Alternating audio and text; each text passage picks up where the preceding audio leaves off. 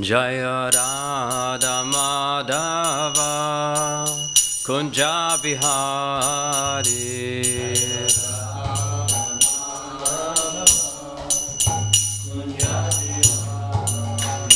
Jaya Radha Madhava Kunja Bihari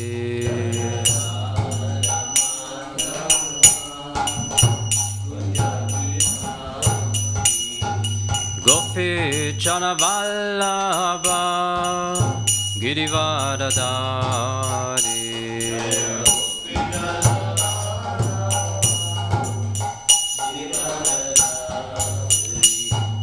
Gopi Chana Vallabha Girivardhari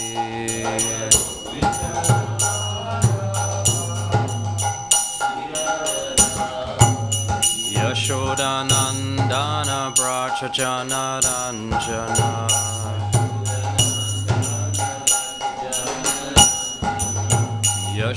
Yashodanandana Brachachana Ranjana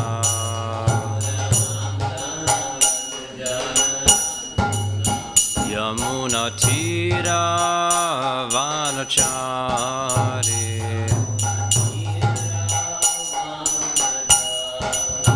Yamuna Tira Vanachari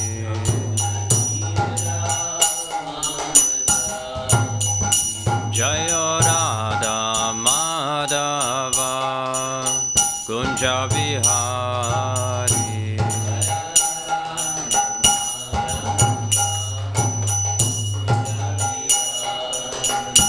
Jaya Radha Madhava Kunja Bihari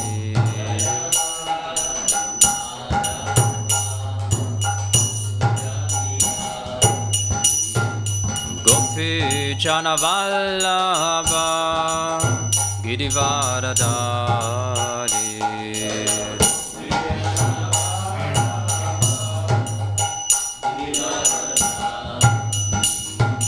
Gopi Chana Vallabha Girivardhari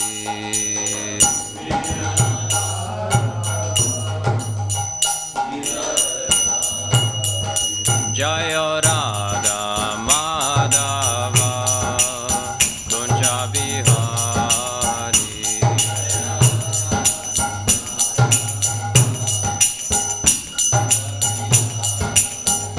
Jaya Radha Madhava Kunja Bihari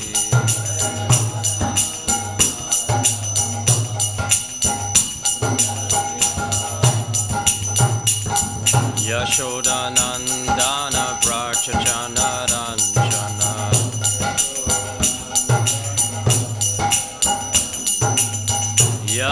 Yashodanandana Brachachana Ranjana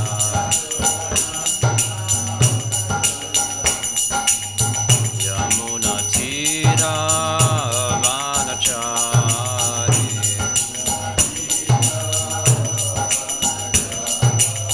Yamuna Tira Vanachari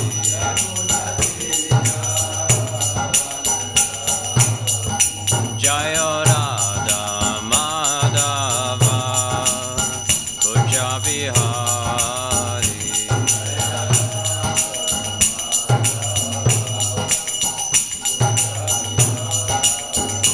Jaya Radha Madhava Kunja Bihari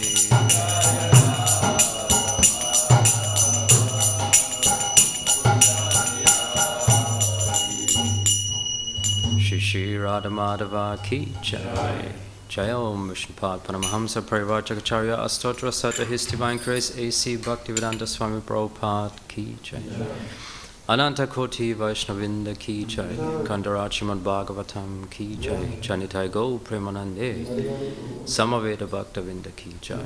All glories to the assembled devotees, all glories to the assembled devotees, all glories to the assembled devotees. All glories to Sri Guru and Gauranga, all glories to Srila Prabhupada.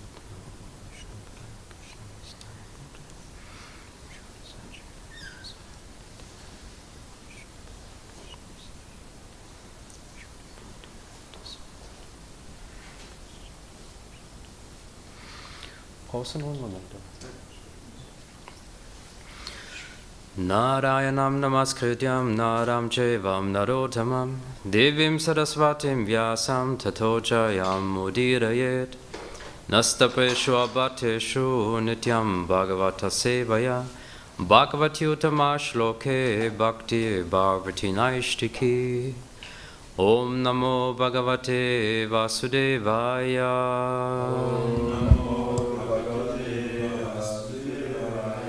Om namo bhagavate vasudevaya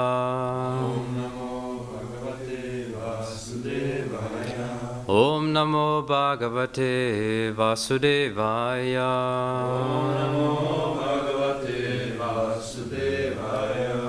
We continue reading from Srimad Bhagavatam, Canto 4, Chapter 25, entitled The Characteristics of King Puranjana. This is text 42.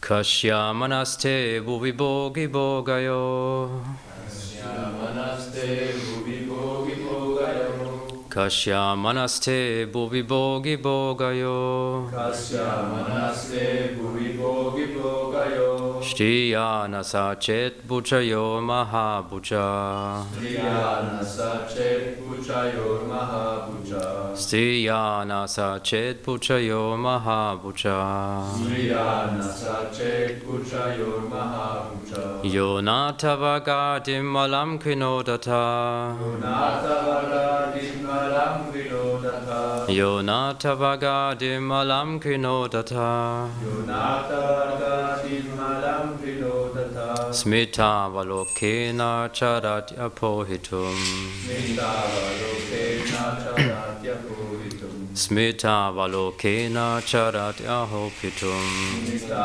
valokena charat ahopitum Kashyamanaste bhuvi bhogayo Kashyamanaste bhuvi bhogayo Striyana sachet pujayo mahapuja Striyana sachet pujayo mahapuja Yonata vagardim malam krinodata Yonata vagardim malam krinodata Smita valokena charat apohitum Smita valokena charat apohitum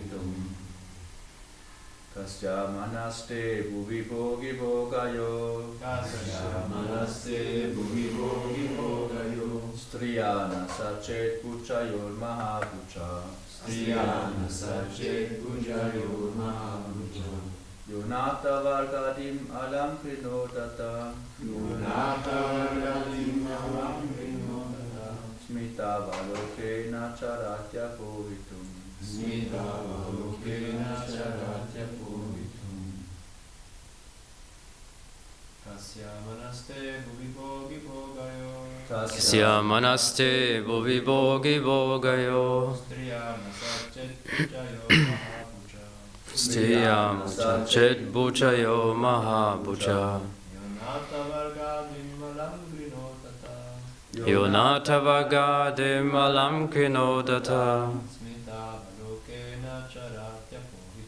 Smita valokena charat apohitum Kashyamanaste bhuvi bhogayo Kashyamanaste bhuvi bhogayo Striyana sachet pujayo mahapuja Striyana sachet pujayo mahapuja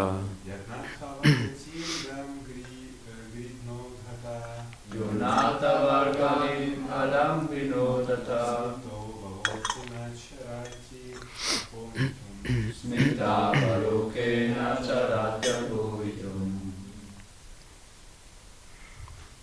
Kashyamanaste bhuvi bhogayo Kashyamanaste bhuvi bhogayo Striyana sachet pujayo mahapuja Striyana sachet pujayo mahapuja Yonata vargadim alam krinodata Yonata vargadim alam krinodata Smita valokena charatya pohitum Smita valokena charatya pohitum Kashya, whose, manaha, mind, te, you, Bhuvi, in this world, Bhogi Bhogayo, like the body of a serpent, Stiyaha, of a woman, Na, not, Satchet, becomes attracted, Bhujayo, by the arms, Mahapuja, almighty armed, Yaha, one who, Anatavaga, of poor women, let's say women, of poor women like me. Adim, distress of the mind. Alam, able. Krina Udata, by aggressive mercy. Smita Avalokena, by attractive smiling. Charati, travels. Apohitum, to dissipate. Translation and purport by His Divine Grace A.C. Bhaktivedanta Swami Prabhupada Ki Jai. Almighty armed, who in this world will not be attracted by your arms, which are just like the bodies of serpents.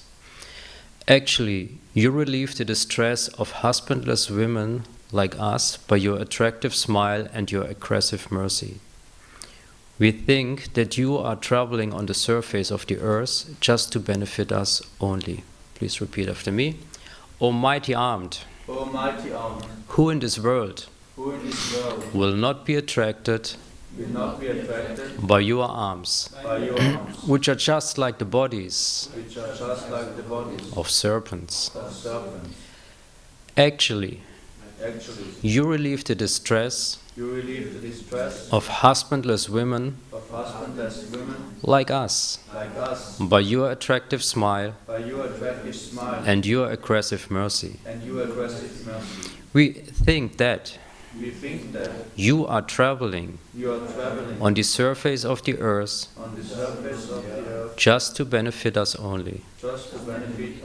In purport. When a husbandless woman is attacked by an aggressive man, she takes his action to be mercy. A woman is generally very much attracted by a man's long arms. A serpent's body is round, and it becomes narrow and thinner at the end. The beautiful arms of a man appear to a woman just like serpents, and she very much desires to be embraced by such arms. The word Anatavarga is very significant in this verse. Nata means husband, and A means without. A young woman who has no husband is called Anata, meaning one who is not protected. As soon as a woman attains the age of puberty, she immediately becomes very much agitated by sexual desire. It is therefore the duty of the father to get his daughter married before she attains puberty. Otherwise, she will be very much mortified by not having a husband. Anyone who satisfies her desire for sex at that age becomes a great object of satisfaction. It is a psychological fact that when a woman at the age of puberty meets a man and the man satisfies her sexually, she will love that man for the rest of her life, regardless who he is. Thus, so-called love within this material world is nothing but sexual satisfaction. Om Ajnanatimidandasya Jnananjana Shalakaya Chakshun Militam Yena Tasmai Shri Guruve Namaha Si Chaitanya Manobhistam Stapitam Yena Bhutale Svayam Rupa Gadamayam Tadati Svapatantikam Vandeham Shri Guru Shri Yuta Padakamalam Shri Gurum Vaishnavamscha Shri Rupam Sakachatam Sahagana Raghunathan Vitam Tam Sachivam Sadvaitam Savadutam Parichana Sahitam Krishna Chaitanya Devam Shri Radha Krishna Padan Sahagana Lalita Shri Vishakan Vitamscha He Krishna Karuna Sindhu Dinabandho Jagatpate Gopesha Gopika Kanta Radha Kanta Namostute Tapta Kanjana Gaurangi Radhe Vrindavaneshwari Vishabhanu Sute Devi Pranamami Hari Priye Vanchakalpa Tarupyascha Kripa Sindhupya Vacha Partitanam Pavanebhyo Vaishnavebhyo Namo Namaha Sri Krishna Chaitanya Prabhu Nityananda Shri Advaita Gadadhara Shivasadi Gaura Bhaktavinda Hare Krishna Krishna Krishna Hare Hare Hare Rama Rama Rama Hare Hare.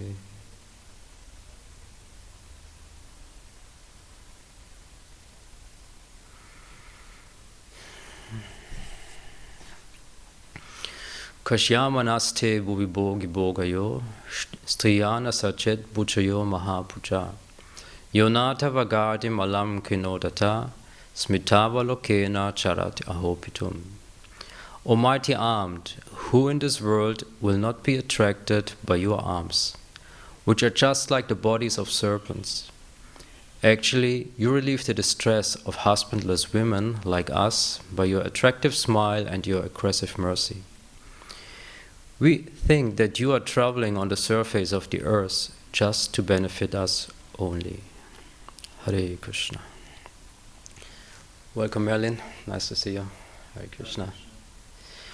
So we continue our series of controversial verses. A sensitive topic which Srila Prabhupada is addressing here, which could be interpreted as child marriage, which is legally not allowed, I guess, anywhere in the world. We're going to have a look at that, but there is one word which is standing out, Krina Udatta, which means aggressive mercy. How go aggression and mercy together? Now, I did some research, and what is interesting, that actually Srila Prabhupada, he started psychology. And at that time, the teachings of Freud were very prominent, also in India. So most probably, this was the kind of education which Prabhupada got in psychology. And if you know a little bit about Freud's theories, so sexuality and aggression are like the two main topics he's speaking about, like our instincts. Because if you look into the translations and the purports of the previous acharyas like Sridhar Swami and also Vishnava Chakravarti Thakur, they don't give that kind of expression on this word, Krina Udatta. And there's also a blog article, not specifically on this text, but this text is mentioned. The article is on the previous text, where the topic of rape is discussed. It's an article which was published by the Vaishnavi ministry, and they addressed this term aggressive mercy. So let's just have a look what they say in their article.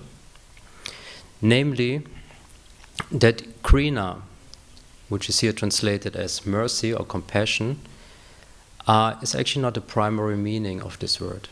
According to the dictionary, there are definitions like ardor, which means passion or eagerness, Eifer oder Leidenschaft in Deutsch, or heat. Or another meaning could be the tenderness one feels when basking in the sun, or when you take a sun bath. This kind of feeling of having that touch, warm touch of the sun rays. And I think this is very much connected also with what is mentioned here in the verse, the embrace of the strong arms of a man who feels like being embraced by a serpent. I mean, I think no one likes to be embraced by a serpent, but the analogy given here is that the arms of the man, they're very strong. Yeah. Usually they become more thin towards the end, but there must be a lot of biceps and triceps. Then this is a man's arm. And as Srila Prabhupada says here, that a woman feels very comfortable being in such a man's arms. So, Krina, here translated as mercy, but it could also mean the sense of touch, who gives comfort. Udatta, which is here translated as aggression. Udatta, according to the dictionary, also includes the ideas of pride, arrogance, but can also mean excitement or agitation. The dictionary also includes the idea of striking, as in a finger striking a lute, like if you play guitar, this kind of striking. Yeah. So, if we bring these words together and these meanings, then actually this Krina Udatta is something inviting, something comfortable. And this is what, in this union of men and women, what is seeked for, comfort. I remember in Mayapur during our Bhakti Shastri, His Holiness Kannapakanana Swami, he gave an analogy. He made it very visual. I think he painted a little picture. Like when a man thinks about sex, it's just about sex. Like a big bubble from the mind, sex, sex, sex. Yeah. At the same time, when a woman thinks about sex, there is family, children, house, protection. Yeah. A completely different mindset. And Srila Prabhupada says here that a woman, when she comes into puberty, then the sexual urge becomes very strong. Why? Because her body functions now in a way that she can bear children. Yeah. I remember having been in a seminar with Her Grace Devaki Mataji, where she spoke about Grihastha Ashram. And she also spoke about psychology of the different genders. And I could very much relate to it, because if you see little girls, they like to play with dolls. They like to go with a Kinderwagen and their baby doll. And what are boys doing at that age? Playing with cars, with castles, with Marvel heroes, and a completely different mindset. And what is here addressed in this purport, that actually a woman or a girl should get married before puberty, which could be interpreted as child marriage, which is something which is not legally allowed. Now, Srila Prabhupada addresses here points which are connected with Vedic culture. And as we see, the principles of Vedic culture, they're still relevant, but the application is according to time, place, and circumstance. So we cannot promote something which is against the law, because we are here at a certain place, at a certain time, in specific circumstances. But it doesn't mean that the principle is not relevant anymore. So therefore, the intelligent person knows how to apply principles according to time, place, and circumstance. But Srila Prabhupada, he said, this requires some intelligence. Yeah, when this discussion was about his god brothers in India criticizing Srila Prabhupada for allowing women to stay in the ashram, a brahmacharini ashram, which was unthought of in India. But Srila Prabhupada saw the need, and he knew how to act according to time, place, and circumstance. Then devotees came up with all kinds of ideas, what they could introduce. And Srila Prabhupada said, no. It requires some intelligence. So he said it in this context. You have to know how to take principles and make them relevant for the modern times. And sometimes my feeling is that the Hare Krishnas, they're a little bit nostalgic. Yeah.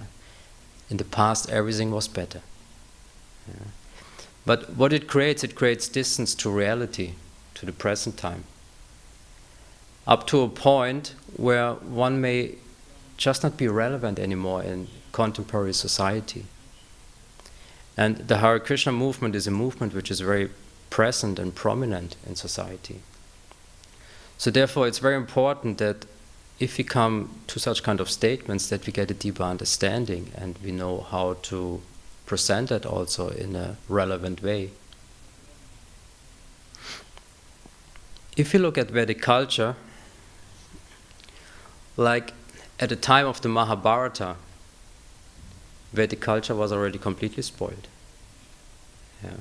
So therefore we had to have this whole battle of Kurukshetra to re-establish Dharma. And at that time, Krishna, he was personally present. But it was the change of the ages. We moved from Dwapara Yuga into Kali Yuga. So Vedic culture at that time was already completely corrupted. We had the battle of Kurukshetra to re-establish Dharma. But then even short after, Parikshit Maharaj got cursed by Shringi, which was the downfall of the whole Brahmana dynasty. Actually not dynasty, Kshatriya dynasty is the Brahmana community. Huh. Hare Krishna. So the cursing of Parikshit Maharaj led to the downfall of the Brahmana community. And the Brahmanas are essential to maintain and establish Dharma, because they give the guidance to the Kshatriyas who have to protect society. So as you see in Kali Yuga, it's already completely, what would be the right word? It's already degraded. Which means the application becomes very difficult. But the principles are still relevant, so how do we deal with that? Because we want to live according to the principles, but not being dependent on the externals, on the facilitation of that. I'm not so well prepared because I didn't have the time to do so. Therefore, I would like to open a discussion that we elaborate together on that topic. So, how can we, as a modern movement, be relevant in our present time, living these principles which are given by Vedic culture? Let's have a discussion on that topic. You can take the microphone and we can share a little bit.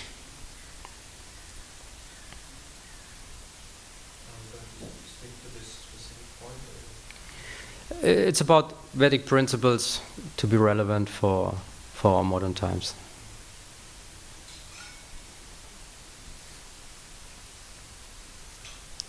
Any thoughts? Have you ever thought about that? Yeah. Would you like to share something? And the woman should be protected. Women should be protected. That means if they want to live their dharma, that means have family, children, the government should support them, maybe pay them, like not misuse them, and they have to work in a fabric or in a somewhere else, and the children goes with 9 months already in a kita. That could be solve a little bit this problem also. Then the family is also together. Mm-hmm. This is one idea. Mm-hmm. So that having more support from the government, that they would change some structures which would give more facilities for families to... Now it's completely opposite. Mm-hmm. My daughter lives in Sweden, but if you are at home, you are alone. All women are working, and they have to work because of money. Both of them have to work to maintain a family. It's completely opposite. Mm-hmm. And the kid is almost for free that the women can go to work. Mm-hmm. So it requires a change in the system, which would be a major change. What about if we focus it on our society, on our Hare Krishna community, on our individual practice of Krishna consciousness? Any more thoughts on this?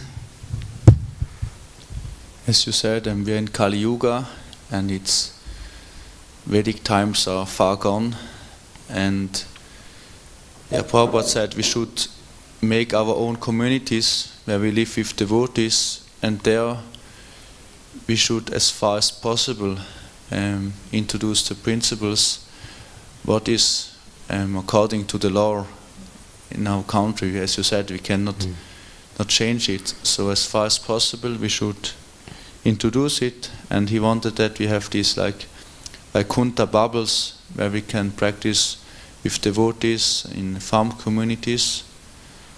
Yeah. So to have our independent communities where we can establish these principles, live according to them, and have some kind of independence. Krishna Premarupa Prabhu, we have a discussion on how to make Vedic principles relevant for our modern times. Because maybe the environment is not so favorable, so what's the essence? What can we do in our own environment? Any more thoughts? Can we give the microphone to Krishna Premarupa Prabhu? I mean, it's interesting that Prabhupada, he was always thinking big. So he made a statement that I didn't came here to adjust myself to the environment, but I came here to change the consciousness of people so they will take to our understanding. So that's Prabhupada's program, like trying to uplift the consciousness of society at large, and then people naturally will take to our principles. But of course, that's a long-term vision. So it's a revolution in consciousness and empowering people to take the right decisions, go into the right direction, and like a self-manifesting system. You work from the inside out. That would be the approach. Any more thoughts from your side?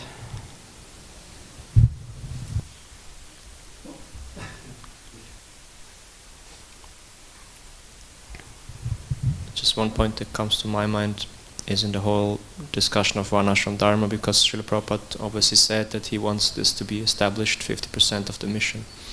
And so I think a big need is to really have, like Mother Devaki, for example, is working out on these books, what means Grihastha Ashram, what does it mean to be a brahmachari, and then live according to these principles. So that from the inside, again, we can establish these ashrams properly and live in this way, and in this way it will also be attractive and relevant to people outside because they see it works, if it works. So that's the point, that we can work out what does it mean and how do we live that and apply it in our communities.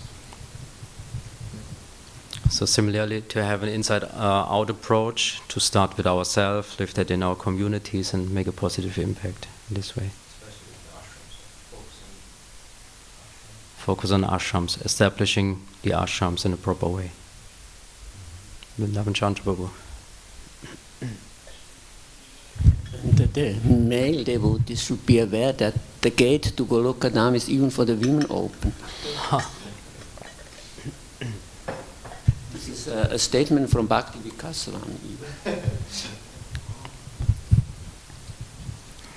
Sometimes I have problems with this. We should adjust to modern times, because what means now modern can always change, and we see in the society there are also now these trends that go in another direction. As we had last week this lecture with Vishnu Yagya Prabhu, and he told about these women who want to be traditional wives, and so we see another trend. And so I think we should not adjust to the modern times, but as we heard now, introduce the values in our societies, and then gradually also inspire others. And I see on the street, I am sometimes meet with young people and then just tell them something very traditionally, and they can very connect if we tell them just in a very friendly way, and they feel, oh, this is something I never heard before, and it makes sense for me because it's something natural. So not making too many compromises with modernity, but sticking to values, to principles, and be a good example in the world. You want to say something? Yeah, please.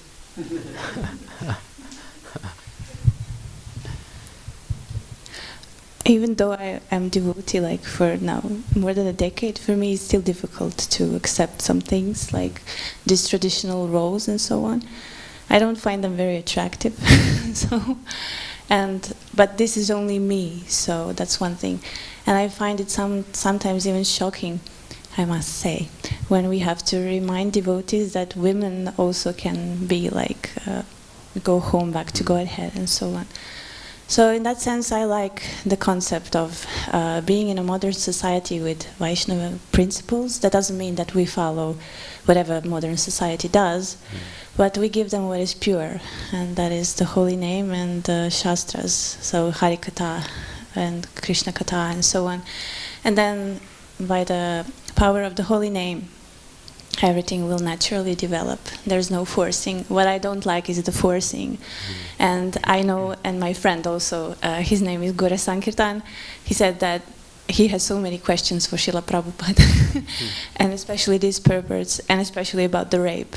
Like, if Srila Prabhupada was here, I would ask him like to explain these things, and it's very difficult today.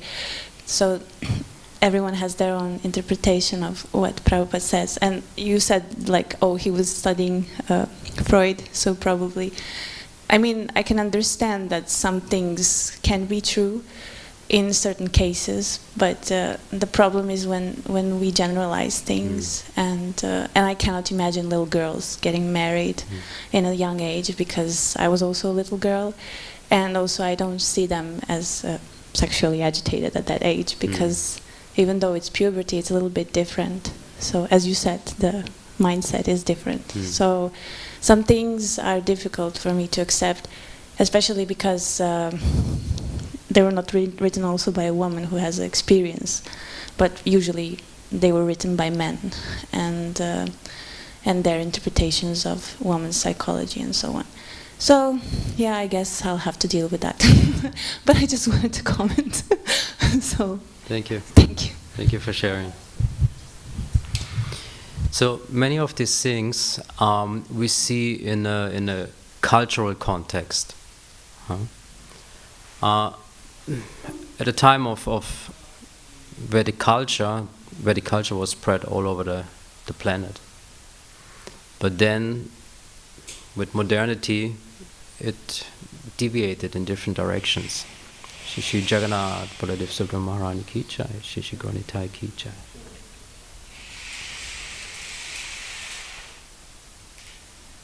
So nowadays we have so many different cultures in this world. And even us, not all of us are coming from a European culture. But culture is something very important, because culture protects us from our conditioned nature. Because culture gives us certain values, certain norms, certain behaviors, just to act on a human level. Otherwise we would just follow our instincts, and it would be a very cruel world. Aggressive mercy. If we would interpret aggressive mercy. So therefore, culture is something very important, and this whole Krishna consciousness movement can only function under a spiritual culture. Because, as some of you said, there are actually not so many good alternatives out in the world. Should we just follow the progressive contemporary culture? Yeah, maybe to some degree we have to, because we are part of society. But if we want to give, if we want to contribute something valuable, important, namely Krishna consciousness to society, then we have to stick to certain of our principles too. Otherwise we're just getting washed away with the time. So to find that balance, I think that's really a challenge. And as you see within our movement, it's discussed on different levels of authority. Now, those who really want to make a difference and an impact, I think it's about the individual revolution, starting with oneself. Because if we wait until this resolution and that resolution is passed, maybe we are not here anymore at all. So, but the opportunity is now. And therefore, I think what you expressed in essence is very relevant, that we have to start with ourselves. So it's a personal revolution. And we have everything we need to progress on that path.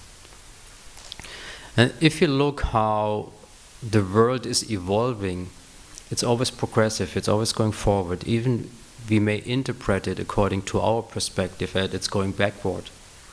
But Krishna set it up in a way that you go to different cycles, or the world goes to different cycles. And don't expect too much from Kali Yuga. Yeah, it's not getting easier or better than it was in the past. So things are getting more challenging, and I think this is where we have the conflict, because you want to live up to high principles, but the environment is just not favorable anymore.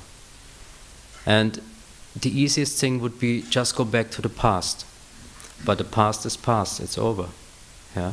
So now it is about to take that into the future, to learn the lessons from the past, to extract the principles and to implement it for the future. And I think this is the future of the Hare Krishna movement also. If we just have these traditional approaches, it just may not serve either in our present time or in the future. But if we extract the principles, the essence, and are able to pack it in a way so that it becomes relevant again, then we can have a big impact in this world. Because you have the experience meeting people on the street. So these people, they are not like narrow-minded or closed. They're looking for alternatives. And they don't find it in contemporary society. Because our present times are not easy. We have so many revolutions and evolutions going on. And for the human being to follow up with that pace, it's crazy. So therefore, all these mental health issues we're seeing nowadays, this is just the beginning. The world became so fast, and for us, with our human capacity, it's actually not able to follow up anymore. So therefore, it's important to go a little bit back into the past and to take that value, bring it into the present, pack it so that it becomes relevant for the future also. Then certain things which you may read in the Shastra, we're not getting stuck there, because we know it requires application in a relevant context. So we could spend now 1 hour just speaking about is Srila Prabhupada proposing child marriage. No, he's not. He just speaks about a principle. But how to implement it, that's a part of our individual life and maybe even a contribution to our society. Anyway, I want to keep it short because, as I said, I'm not well prepared, and I feel it's a topic which requires more preparation. Let's have some discussion. Can we have the microphone over there? Thank you, Prabhu, for the class.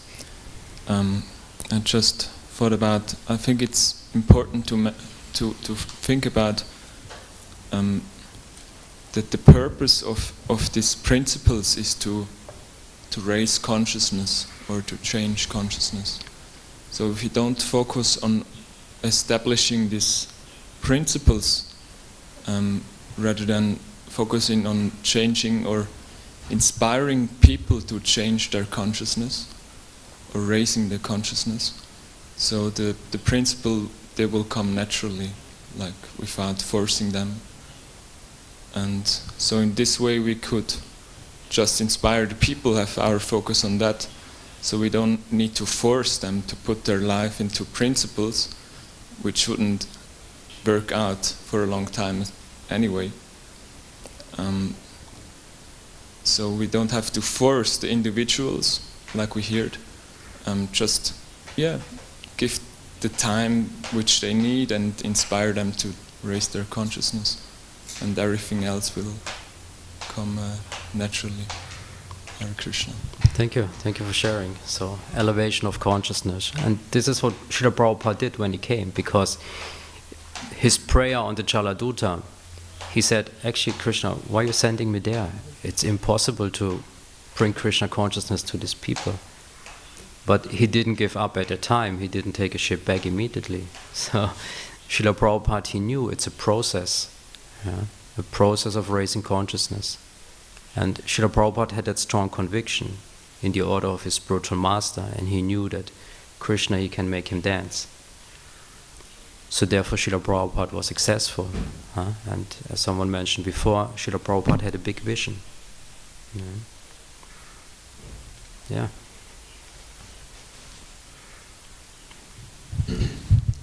I can relate with this statement Lokapavani Mataji made, that some of these statements we read about, we hear about, they feel not attractive to us, or we don't feel like we want to live that kind of life, or up to these roles or whatever. But then again, I ask myself how to deal with that. So what do we do about this? And Devaki Mataji, she makes this point of the night of the spiritualist and materialist and Krishna's culture. He kind of gives these principles, and we have to kind of accept where we are, what kind of values we have, and then also see that we should strive for the other, like Krishna's values. So I don't know, maybe you can comment on that, how to deal with that. Okay, we have these statements, and so your main approach is maybe not get stuck with it and just accept it. Prabhupada said it, and this is there as a principle. But yeah, not getting stuck with it. Yeah, the approach would be to, not getting stuck doesn't mean you just read over it, because it will just come back at one point and you have to deal with it again. Therefore, the approach would be to invest some time into reflection, to go deeper to the source, to extract the principle, the why behind it. Because if you understand the principle, you're not so much concerned about the external anymore. Yeah, because a principle, especially in Krishna consciousness, it's a truth. In general, a principle is a truth, something which persists time, something which is eternal. So I think this is in all our approach to Shastra. We should come to the essence, to identify the principle behind, because only then we can make it relevant for our own lives. And if it's still unclear for us, then it may be something where there are contradictions. Yeah? So we have to resolve them. Therefore, it's a whole process of inquiry. It's not you read it once and then you'll put it somewhere into your mind and you're disturbed all the time about it. No, it's a process of inquiry. Therefore, we study the Shastra in the Association of Devotees, where we can make inquiries. So it's a very dynamic and interactive process. And I think that should be encouraged, to discuss in the Association of Devotees about not just certain statements, but whatever we approach, because we have to make it relevant for our lives. And this is only if you go into the process of reflection. So we should become a Sahagrahi Vaishnava? Sahagrahi. Yeah. So we should come down to the essence, to extract the essence, to become very thirsty for finding that nectar.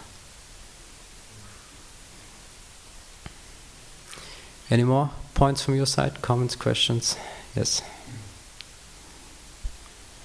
I just wanted to add that we cannot neglect this whole thing about Varnashrama Dharma and just say we will focus on the holy name as example.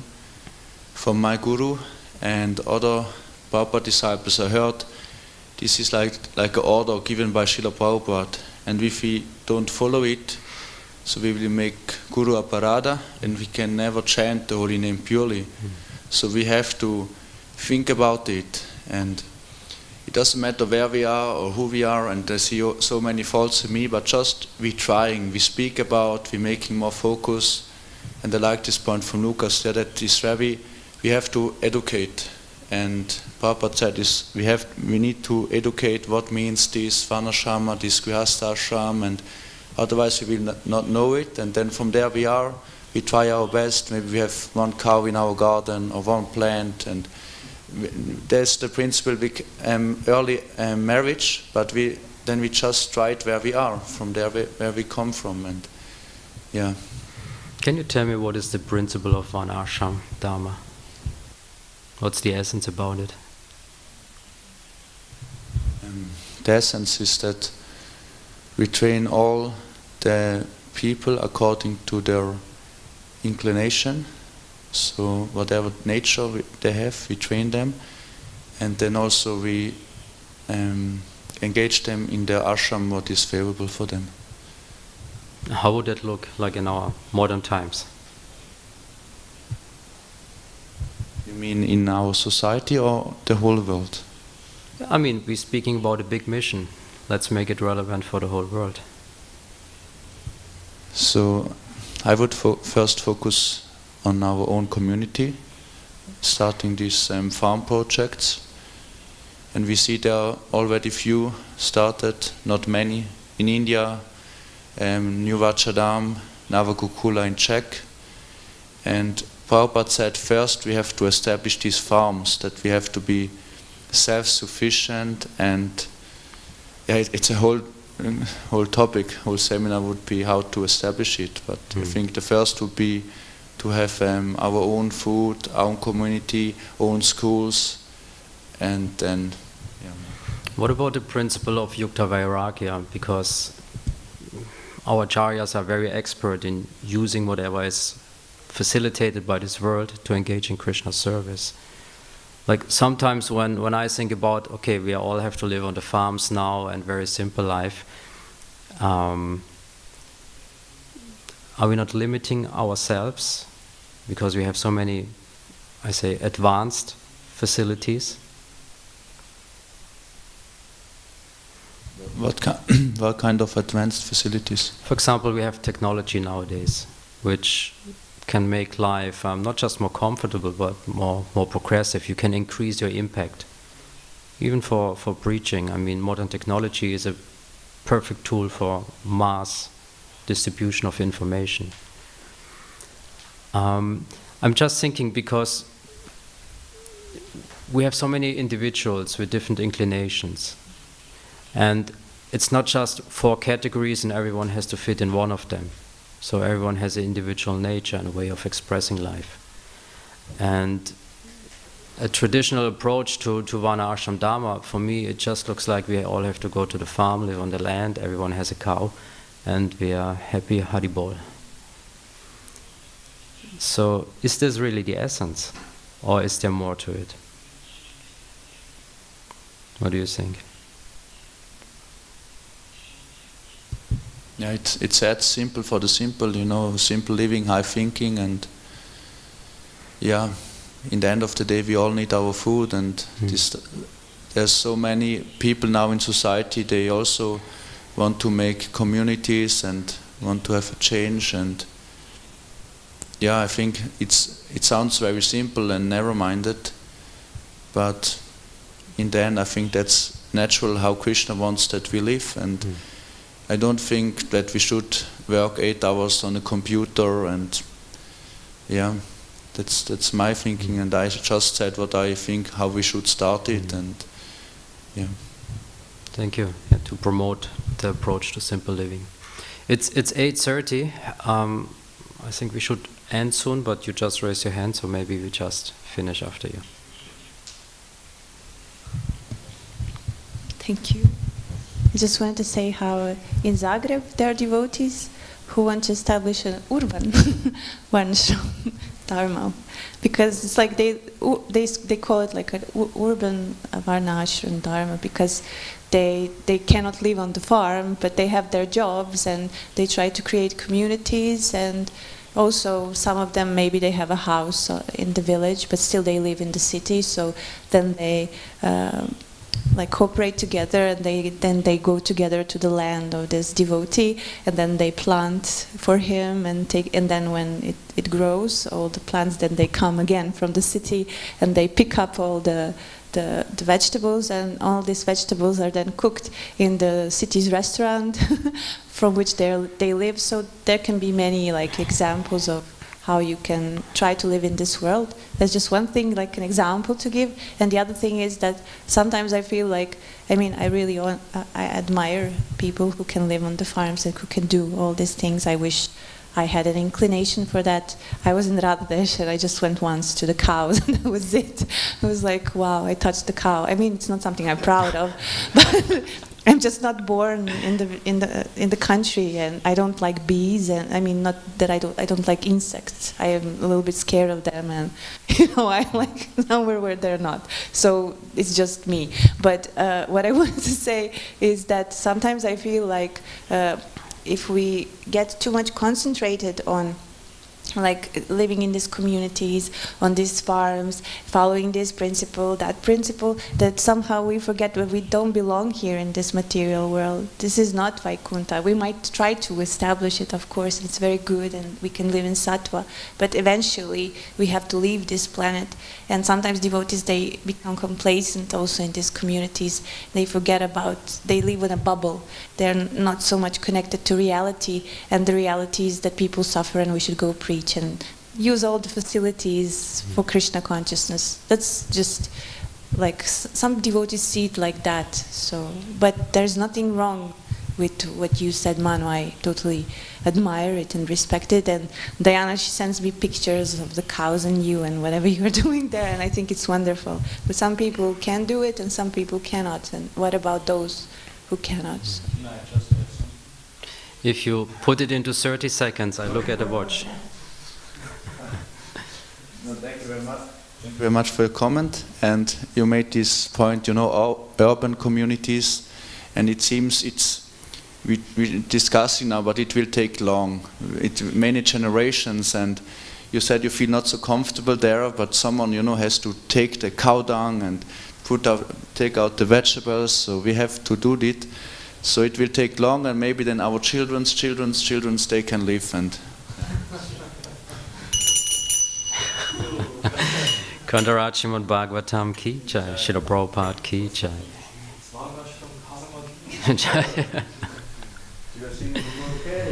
Gaur Bhaktivinda ki jai.